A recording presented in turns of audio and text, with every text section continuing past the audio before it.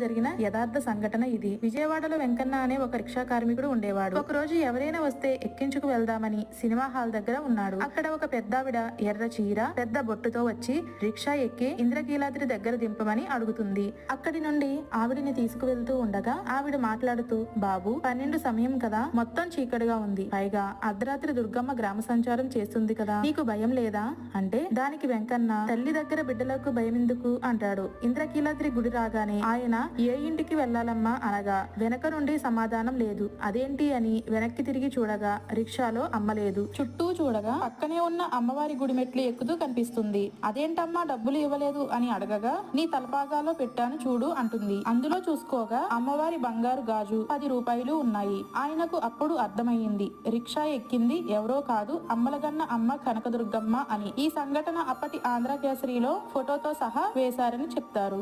1950